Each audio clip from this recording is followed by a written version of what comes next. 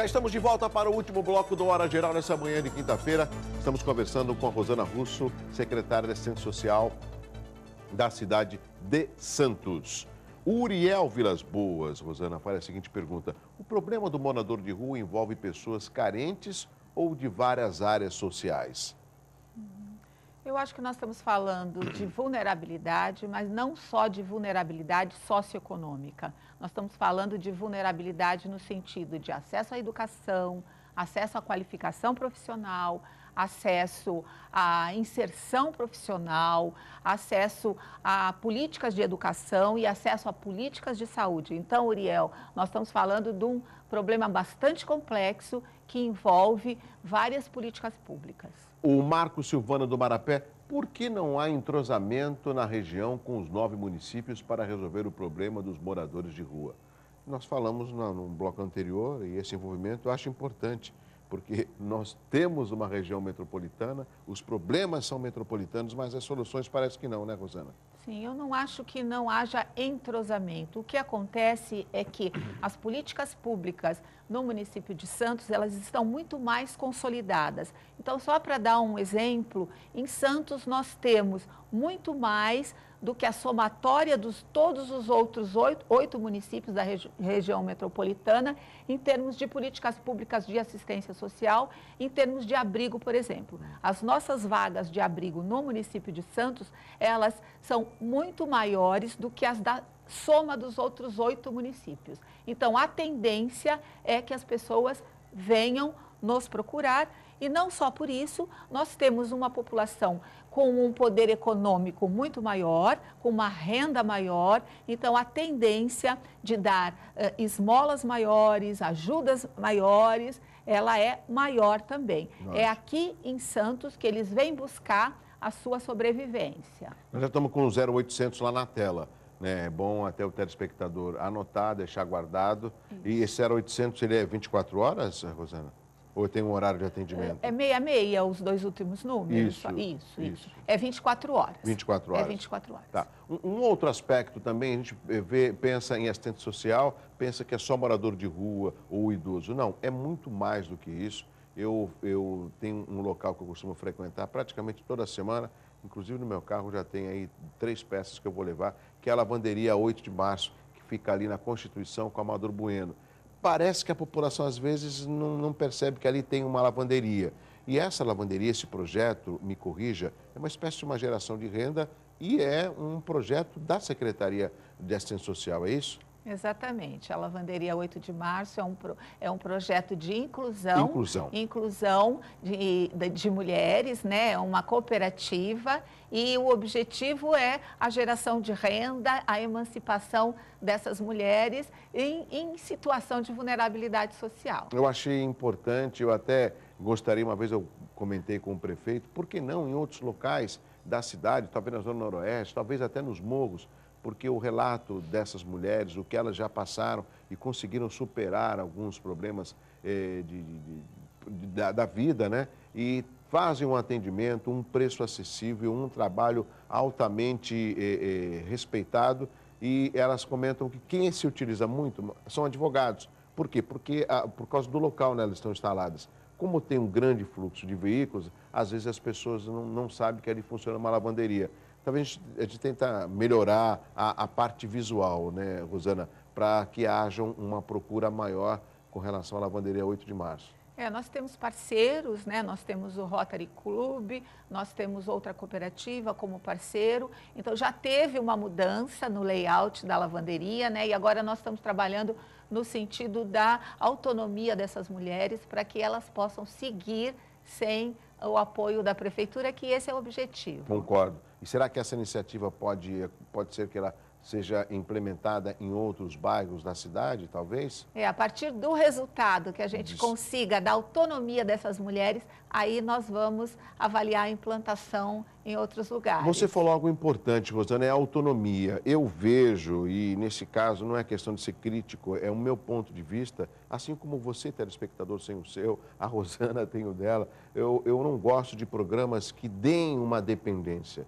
eu sei que eu tenho esse programa e esse programa do governo ele me dá e ele é vitalício. Não, eu acho que é importante que existam programas que ajude a pessoa naquele momento para que ela possa depois tocar, avançar. Se nós pararmos para pensar em empresas que hoje são renomadas, se a gente pegar histórias dela, aquela Casa da Empada, ele começou a vender empadinha, hoje ele tem aí uma franchising, né? Se você vê, vamos supor, a história da Marlene Monteiro, por exemplo, começando fazendo doce, só para citar, né? Existem outros exemplos. Eles tiveram um começo, não tiveram, às vezes, nem apoio e venceram. Então, eu acho que essas pessoas, precisam ter esse espírito de independência. Uma ajuda, sim, mas depois elas podem tocar para frente. Esse é o intuito dos projetos, por exemplo, sociais na Prefeitura de Santos?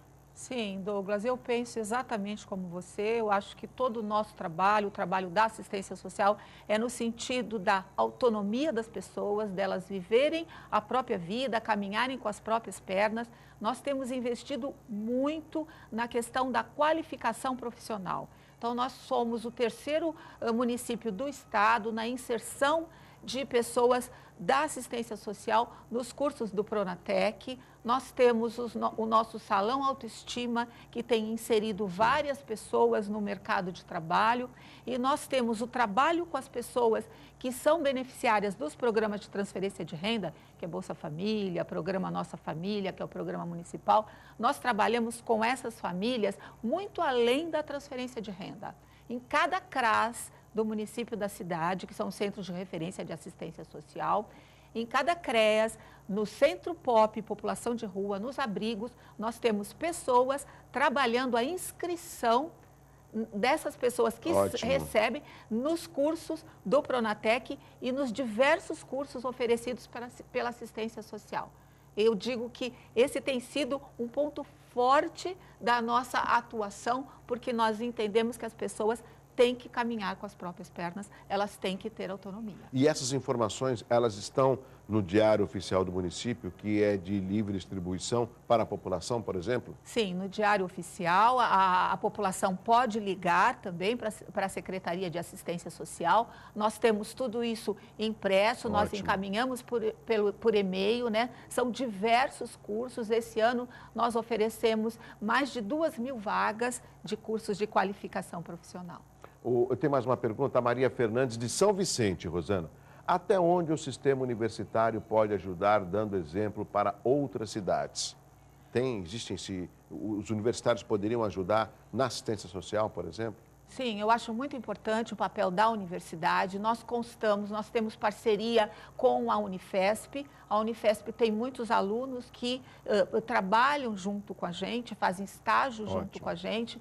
E é importante porque eles são multiplicadores, né? Eles têm maior facilidade da compreensão, né? De como é que estão as políticas públicas no município.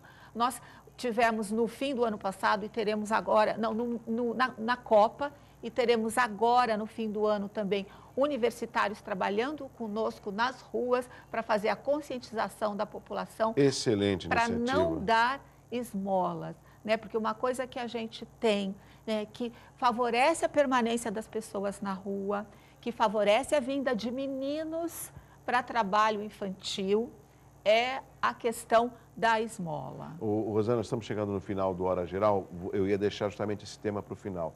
Olha, tem várias perguntas aqui, a Marli do Marapé quer saber quais são os cursos. Tem como você falar rapidamente algum desses cursos que são oferecidos? Então, nós temos os cursos de cabeleireiro, de manicure, nós temos os cursos de artes e nós temos todos os cursos que são oferecidos pelo Pronatec e pelo Sistema S, que é o Senai, Senac, Sesc, Senat. Tá, muito rapidamente, uma senhora falou assim, caramba, será que ninguém pode ver esses moradores de rua? Eu dou comida para um rapaz, ele passa a tarde, eu dou um lanchinho, coitado, eu tenho pena. E eu conversando com a senhora não está ajudando, né? Porque essas pessoas, ele vai voltar, ele vem todo dia aqui, eu ajudo sim. Ou seja, essa caridade, essa solidariedade, como pode ser transferida de uma forma diferente para não ter essa dependência nas ruas dos moradores de rua?